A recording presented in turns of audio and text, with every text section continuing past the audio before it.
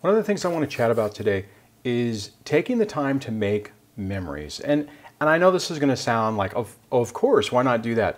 But it's a little bit more complicated than that, and it's really tough whenever you're feeling really beat down about everything that's going on in your life to force yourself to do that. And I know I've had my own problems with that, to where I don't necessarily want to do things. I don't want to put effort into it. I don't want to spend money towards something because it's like, well, what's the point? Why am I even doing this? What's the issue?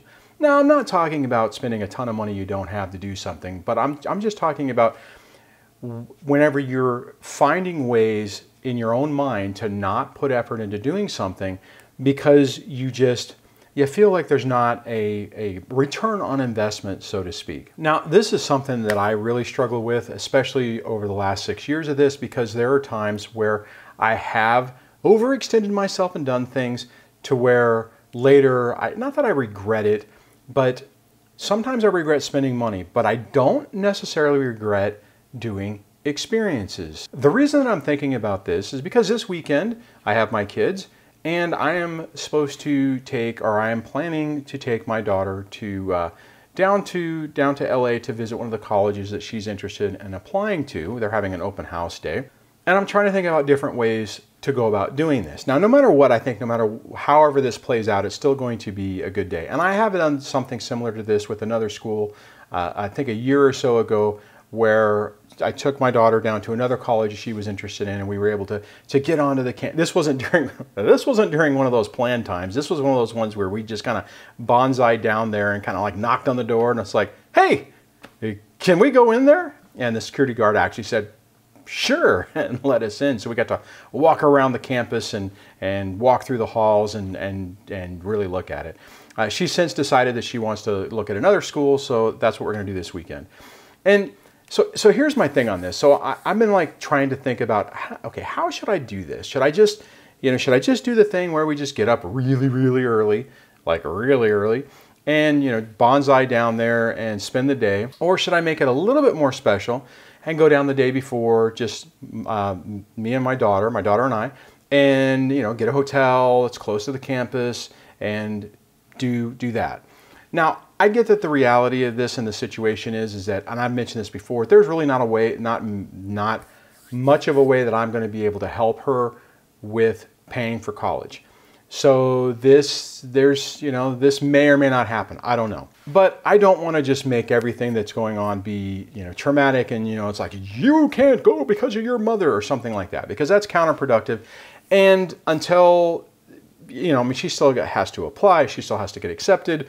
There's a whole bunch of things to do. So I am not in the camp of let's just crush their dreams before, with the hard fact of reality, because you never know what's really going to happen. I mean, I don't know. There's a lot of things that happen in my life that I didn't expect to happen that turned out okay. So, there's a possibility that things will play out in a good way. Anyways, my point is that I'm looking at what can I do to try to maximize this little adventure, do some one-on-one bonding time with my daughter, and try to make the most out of this situation. Again, I'm not saying, go spend the $1,000 that you don't have to do something, but think outside the box on what you can do to make it more interesting.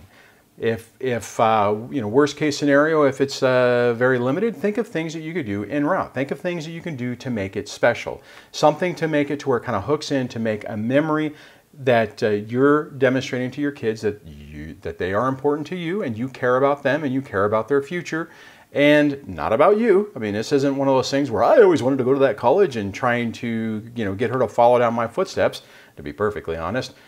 She wants to do art stuff, and I can barely draw a stick figure compared to what the girls can draw. I can't take pictures, but trying to draw things, yeah, that doesn't happen. So anyways, my point is that find the opportunities where you can do things to make it special with your kids, because you never know really what's going to connect with them. And maybe it might be something. I've had this situation where I will forget things, which is kind of weird because I'm forgetful anyways, but the kids will remember experiences that we've had and things we've done that I've actually forgotten. So put in the effort where you can to do things to try to maximize the time you have with your kids. To be perfectly honest, this is really kind of an interesting shift when I look back at everything, because in the beginning part of this, everything that needed a parent, especially my middle daughter, would always ask her mom.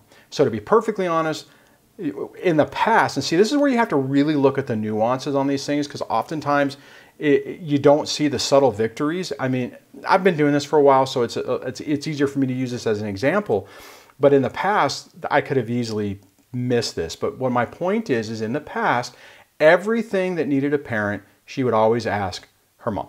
And if she somehow asked me and then her mom decided she wanted to do it, she would disinvite me or beg me not to go because she really wanted her mom to do it. So the fact that this hasn't even turned into a mommy's going to take me, and to be perfectly honest, where I am right now, if she would have said, hey, daddy, mommy wants to take me to this thing and it's on your weekend, but can I go with her?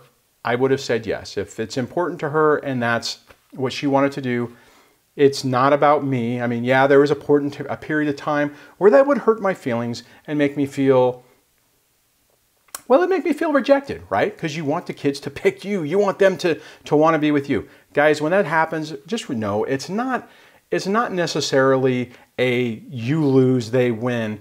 It has nothing to do with that. Focus on how they are with you. If they are affectionate with you and they do like being around you and they like to, demonstrate that they love you, you do the same thing back to them. That's the key. If they're choosing other things with you, here's the thing. I know in reality that if this was important to her mom, she'd be going with her mom. I get it. You guys know that interesting people have different ways of what's important to them, and that's the key on this, is that this isn't in her. She doesn't care about this, meaning my ex, her mom, my daughter's mom. That she doesn't care. It's not an issue. Not even in her thought process. She's probably just thinking that it's too expensive to go and whatever. But bottom line is so now she wants to do it with me, which is fine. I guess the real test would have been if this little scheduled trip would have been on her mom's weekend. If she would have said, "Hey, Daddy, can you take me?" That would have been a lot easier. But whatever. I have a almost 20-year-old in the house and a 13-year-old. I think they can handle them. Wow, 13. That's amazing. I think they can take care of themselves for one day if I do the go down the night before thing. So that's what I'm thinking about doing. Trying to make a fun experience at it. Maybe shoot some video, take some pictures of my daughter down there. It should be pretty exciting. And so just think about that. Just think about what can you do to take, even if it's just a mundane, and this isn't a mundane event, but if it's something, mundane event, what you can do to try to make it a little bit more special that you can bond with your kid on. So on that, I'm going to wrap this video up. If you have some ideas that you've been able to use, I'd like to hear them, because maybe I could use them with my 13-year-old and maybe even my 17-year-old. So if you put those in the comments below, I'd love to hear those, and I'll chat with you on the next video. Take care.